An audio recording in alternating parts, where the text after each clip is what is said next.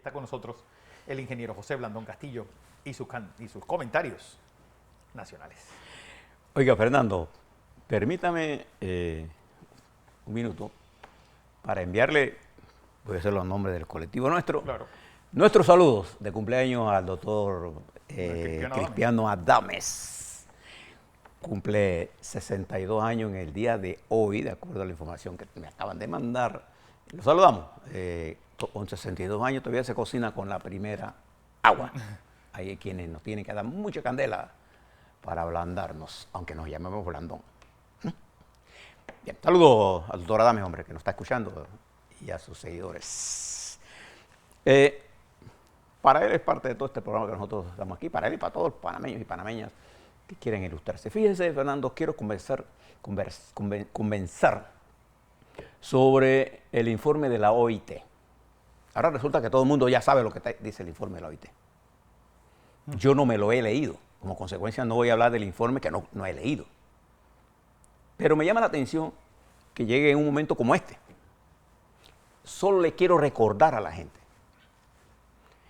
que cuando uno habla de reformas estructurales, uno tiene que pensar no solamente en el carácter técnico de la reforma, sino en la viabilidad política de la reforma. ¿No sé? ¿Qué importancia tiene que yo tenga la razón si los demás no creen que yo la tengo? Entonces, la verdad, para que sea verdad, en realidad es independiente. Pero la verdad, para que sea socialmente verdad, tiene que ser aceptada por la sociedad o tener una fuerza motriz con capacidad de poder hacerla viable. Entonces mi recomendación a esto es primero que antes de hablar de que usted sabe del informe de la OIT, porque yo me imagino ese informe, yo leí uno anterior de unas 300 páginas, esto es un informe largo, visto desde una óptica, hay que ponerlo y aterrizarlo en la óptica política, en la viabilidad. Por eso que la economía al margen de la política es como la política al margen de la economía. Cuando los políticos no estudian economía, creen que todo es fácil y todo lo puede resolver el Estado. En realidad eso no es así. ¿No? Yo puedo decir cosas y cosas y cosas, y ¿dónde sale la plata de todo eso? Entonces tiene que llamar a los economistas, entonces la culpa la tienen los economistas. ¿Okay? Entonces, ¿qué es lo que tenemos que tener? Tenemos que tener una política económica que al unirse ambos elementos permitan la viabilidad. Por ejemplo, cuando usted habla de la reforma en Argentina, no solamente es que a lo mejor tienen razón algunos radicales, pero ¿y cómo se come eso? ¿Qué es lo viable políticamente hablando? Además, ¿qué tú haces con alguien que está recibiendo subsidios durante 13 años? ¿Cómo se los quita? Entonces ahora, cuando hablo de las reformas a la IBM, hay números y hay números. ¿Desde cuándo nosotros venimos escuchando que viene el lobo y el lobo no viene? Entonces la gente se acostumbra a vivir con el lobo. Y cuando solo come ya no se da ni cuenta. Claro que hay un problema. Claro que tenemos que afrontarlo. Y claro que necesitamos un mínimo de apalancamiento para empujar esa reforma. Pero una de las cosas que nosotros debemos resolver es los problemas que le preocupaban hace unos minutos a Fernando. El problema de la generación de nuevo empleo implica una serie de cosas que tenemos que hacer que no tienen rédito político inmediato. Como por ejemplo, yo quiero generar nuevo empleo.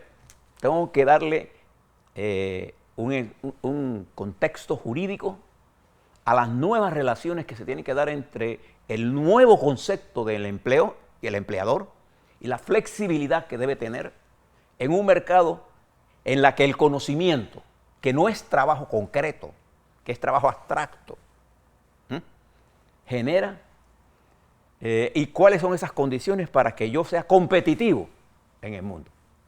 Eso es difícil de entender, porque la mayoría de nuestros dirigentes tienen un concepto atrasado del desarrollo de la tecnología moderna y del impacto que ya está teniendo la inteligencia artificial en el desplazamiento del empleo formal. Todo esto robot, toda esta robótica, todo eso va a generar una cantidad de desempleo. Entonces nosotros tenemos que mirar ahora ¿Cuáles son las nuevas reglas que tenemos que construir? Para eso necesitamos educar a nuestros dirigentes, porque el trabajo concreto sigue siendo elemento fundamental del desarrollo económico. En unas economías más que en otras, en nuestro caso, la capacidad de nosotros de generar trabajo abstracto es mayor, porque esta es una economía de servicios, básicamente. Sin valor agregado. Y, así que cada individuo tiene que generar su claro, propio... entonces, esto genera nuevas discusiones, no teóricas. Cuando la gente habla del modelo económico, creo que en algunas cosas se refiere a cómo hacemos los ajustes estratégicos, porque los nuevos modelos se matan en dos, o el capitalismo o el socialismo. No conozco ningún régimen que se llame socialismo del siglo XXI. Mire Venezuela, mire Nicaragua, mire Cuba, y dígame si eso es un éxito. La Unión Soviética.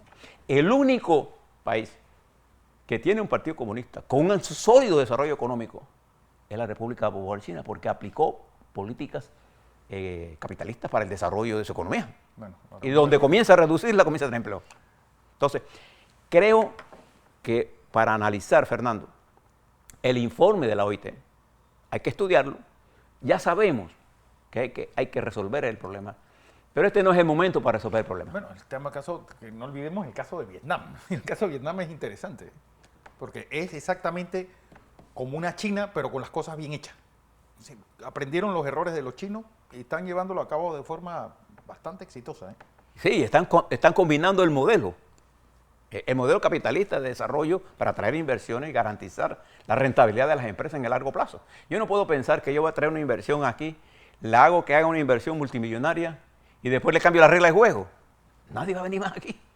Tan simple como eso. Este no es el caso de nosotros, pero este es el caso de muchos países. Venezuela es un ejemplo de eso. Venezuela, la destrucción de Venezuela se dio al no entender Chávez, sí. Sí, Chávez. No entender qué era lo que tenía que hacer. Y lo que hizo fue destruir el gran generador de la riqueza. En Ecuador, por ejemplo, el no entender el papel del petróleo y los minerales lo llevó a donde está. Entonces, al final de eso, prestemos la atención, busquemos la metodología de buscar entendernos esto y dejemos que el próximo gobierno vea este tema. Dice, bueno, es que no tenemos tiempo. Sí tenemos tiempo. No he visto los números, pero yo tengo los números anteriores y nosotros tenemos la capacidad de hacerlo. 2. He visto también con mucha atención la velocidad con que le quieren poner a los procesos políticos de alianza. Sí. Usted debe saber en el mundo, filosóficamente, dialécticamente, no porque yo desee algo va a pasar. Y para que se den cambios, tienen que coincidir los factores objetivos de la sociedad con los factores subjetivos de la sociedad. Es la toma de conciencia como factor subjetivo el que me eleva a mí a la creación de alianzas.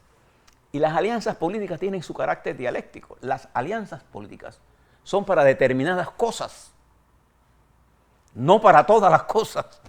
¿No, Fernando? No hay forma de que Fernando y yo hagamos una alianza sobre todas las cosas, no hay forma.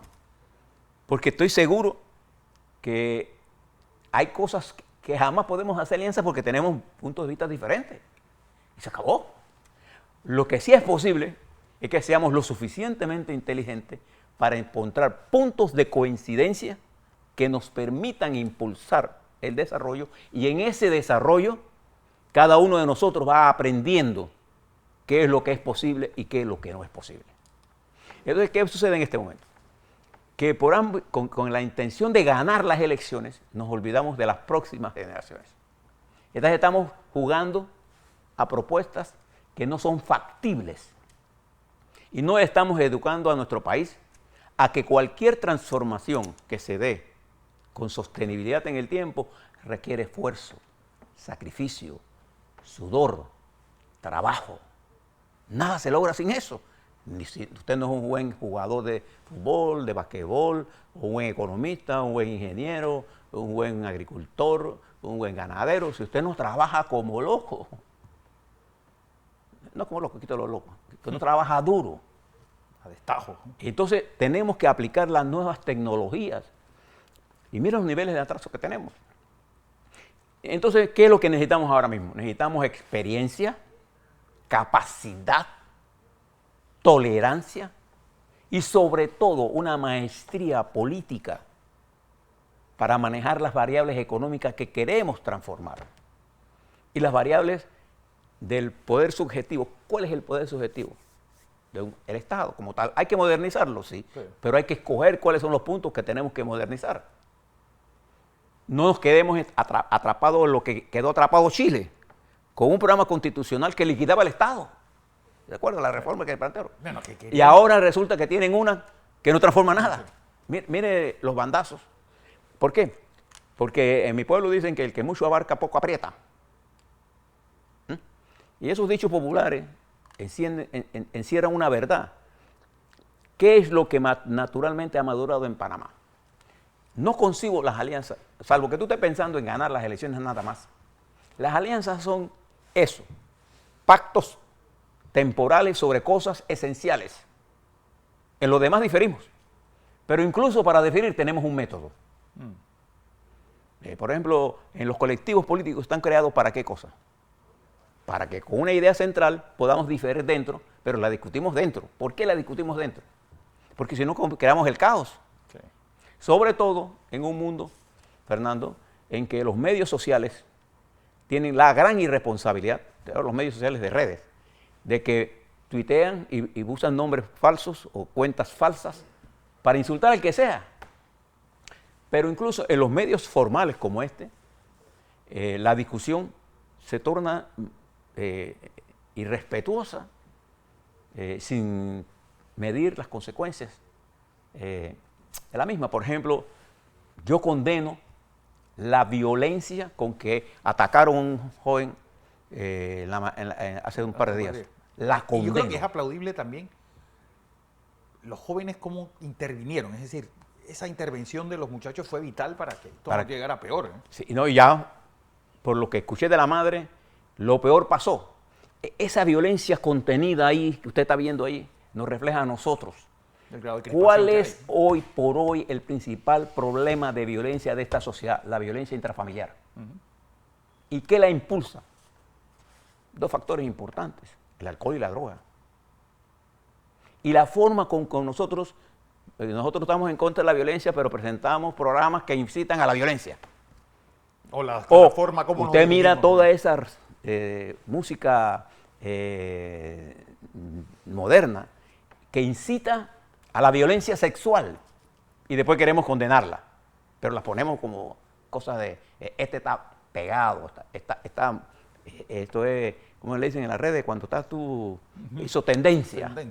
En realidad las sociedades no se hacen por tendencias, las sociedades se construyen con esfuerzos. A eso aspiramos. Vamos el lunes a darle un ejemplo de todo lo que está ocurriendo en nuestra América.